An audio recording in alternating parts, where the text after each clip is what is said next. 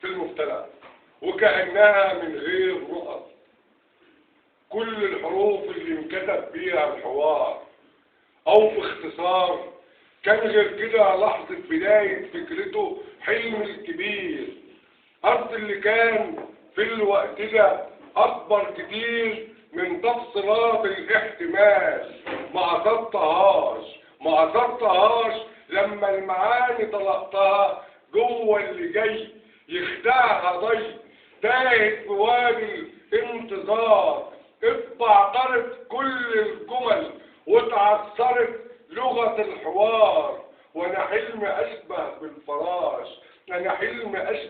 بالفراش بجناح رقيق يا دوب عشان يقدر يطير قرب الضيا. حس بدفى في المبتدأ ما قصدتش انه هينكوب نار الدفى.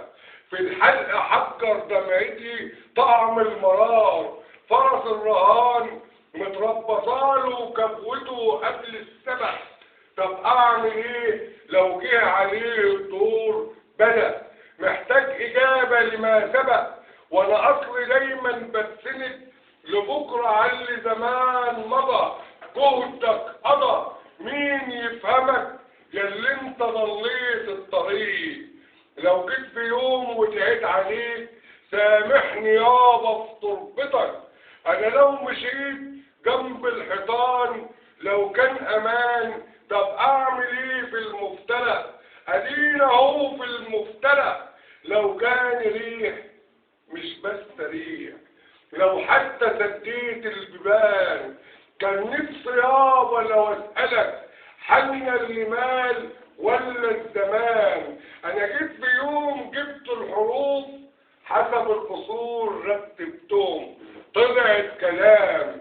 ومن الكلام ظهرت جمل ومن الجمل خلقت حوار. ومن الحوار بانت ملامح رؤيته طلعت نهار. تعرفش يابا بعدها ايه اللي صار؟ وضع الالف بقى مختلف والميم بتبكي وترتجف واللام بترفض تعترف.